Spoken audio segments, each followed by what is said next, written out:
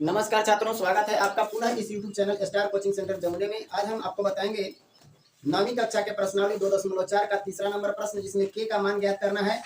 जबकि निम्नलिखित स्थितियों में से प्रत्येक स्थिति में x-1 जो है वो px का एक गुणनखंड है।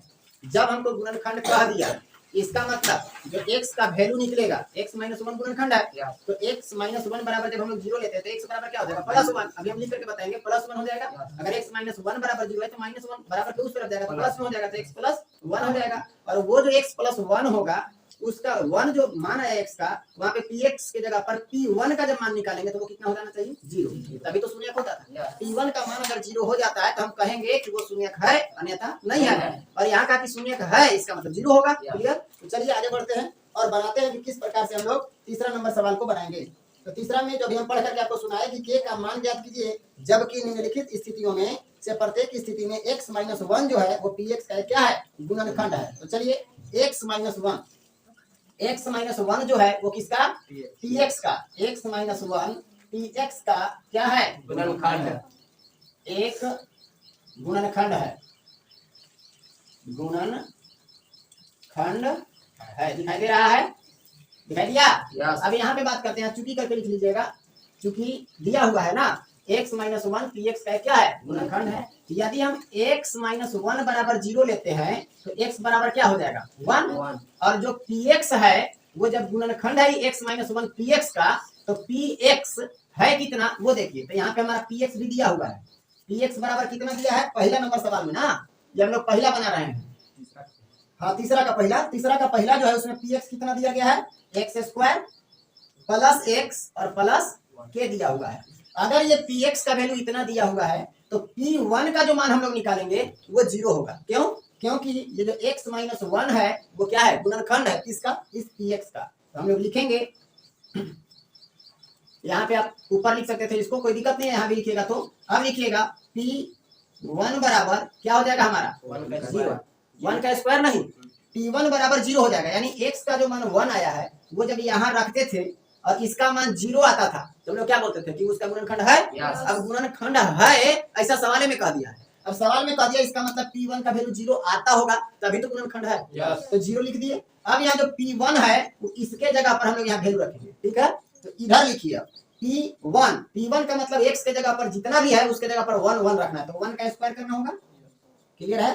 प्लस x है तो 1 लिखना होगा, प्लस यहाँ k है तो 1 वगैरह तो लिखाएगा नहीं, तो k है तो k का k रहने दीजिए और बराबर में कितना हो जाएगा, 0। अब चलिए 1 का स्क्वायर 1 प्लस k बराबर कितना, 0। तो 1 और 1 कितना हो जाएगा, 2 और प्लस में क्या, k बराबर 0। तो इसी तरह से k बराबर अगर हम लोग निकालें तो 0 और माइनस में क्या चला जाएगा, 2। तो इसीलिए k बराबर हमारा कितना आ गया, -2। क्लियर है? कोई दिक्कत है? यही आपका आंसर हो गया। क्लियर? अब चलिए इसका दूसरा नंबर जो सवाल है, अभी कम समझ में आएगा तो आपकी बात ज्यादा समझ में आएगा। जो दिया हुआ है पहले लिख लीजिए। आपके पास यहाँ पे दूसरा नंबर सवाल ना, दूसरा में आपका px बराबर कितना दिया है पहले लिखिए। तो px बराबर जो दिया हुआ है उसको हम लोग लिख लेते हैं। कितना दिया हुआ है px बराबर 2x स्क्वायर प्लस kx, इसके बाद क्या दिया है, √2। क्लियर है? अब ध्यान दीजिएगा, यहाँ यदि px बराबर इतना दिया हुआ है और जो x-1 है वो px का क्या है, गुणनखंड है। लिखेंगे यहाँ चूंकि x-1 किसका, px का एक गुणनखंड है, इसीलिए p1 बराबर क्या हो जाएगा, 0।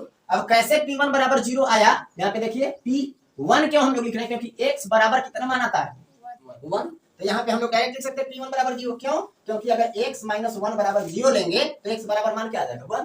x के जगह पर 1 रखेंगे। अब चलिए जहाँ सवाल है उसमें हम लोग x के जगह पर 1 पुट किए, तो 2 इंटू x स्क्वायर, x के स्थान पर क्या, 1 का स्क्वायर, कोई दिक्कत, प्लस है तो प्लस लिखिए, k तो k लिखाएगा, x के स्थान पर 1 और प्लस √2 बराबर में क्या आएगा, 0।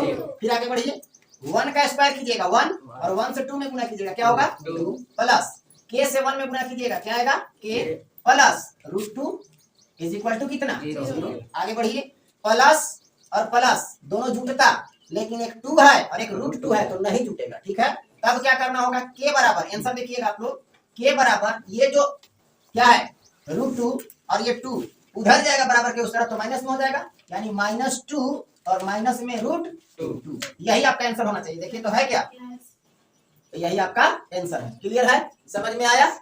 आगे देखिएगा अगला सवाल। इस तरह का सवाल ऑब्जेक्टिव भी पूछता है, तो ऑब्जेक्टिव पूछेगा तो आपको टेंशन नहीं लेना है। हमेशा याद रखिएगा यदि x - 1 गुणनखंड है तो x बराबर 1 हो जाएगा।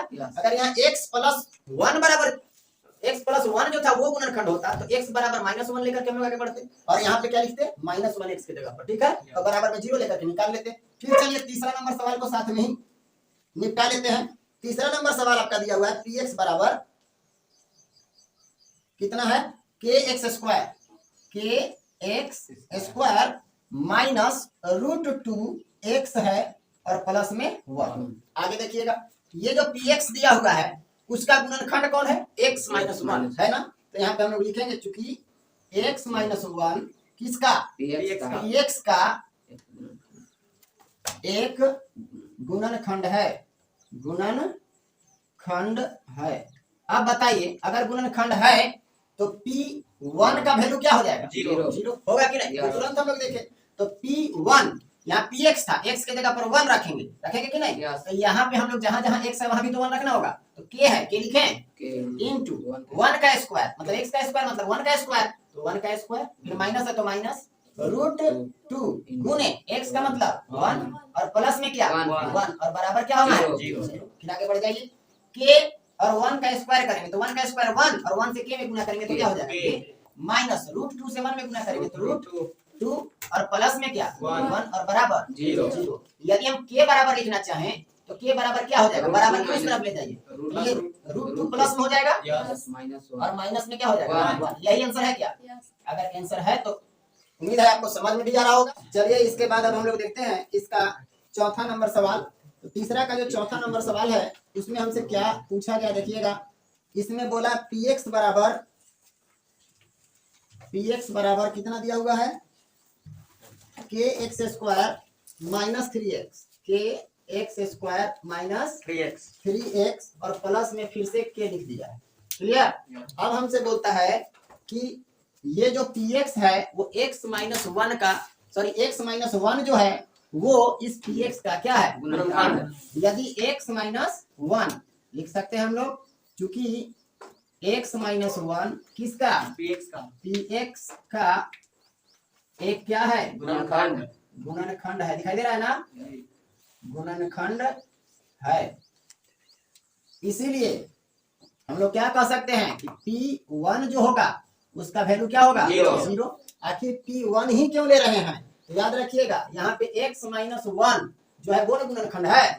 x - 1 बराबर जब हम लोग 0 लेते हैं तो x बराबर क्या आता है 1। इसीलिए हम लोग यहाँ x के स्थान पर क्या ले रहे हैं 1 बराबर क्या लेके चलना है 0 क्योंकि वो गुणनखंड है। अब चलिए आगे बढ़ते हैं। P1 का मतलब px जहाँ px का जो मान दिया हुआ है उसमें जहाँ जहाँ x है उसकी जगह पर क्या रखना है 1। तो k है तो k लिखेंगे, इसके बाद गुना का चिन्ह देंगे x² x का मतलब 1 का स्क्वायर माइनस है तो माइनस लगाएंगे 3 है तो 3 लिखेंगे गुना x के स्थान पर 1 फिर प्लस क्या k और बराबर में 0। कोई दिक्कत दुर्गा। आगे चलिए 1 का स्क्वायर 1 और 1 से k में गुना करेंगे तो क्या होगा k माइनस 3 है कम 3 और प्लस k बराबर क्या 0। k और k मिलके क्या हो जाएगा 2k और माइनस में 3 बराबर 0। अब 2k बराबर 0 प्लस 3 करके लिखिएगा तो भी क्या होगा 3 होगा। तो डायरेक्ट हम लोग क्या लिख दें 3 इधर से माइनस वाला उधर गया तो प्लस से उधर गया तो 0 + 3 3 होगा। आगे चलिए या अगर हम k बराबर निकालना चाहें तो k के साथ ये 2 का में है गुना में है उधर जाएगा तो भागा में 3/2। इसीलिए k का वैल्यू हम लोग निकाल लिए कि नहीं k बराबर क्या आ गया 3/2 और यही आपका क्या है आंसर। उम्मीद है समझ में आया होगा। यदि समझ में आया हो तो चैनल को सब्सक्राइब करें, शेयर करें और कहीं समझ में ना आए तो कमेंट करना बिल्कुल ना भूलें। धन्यवाद।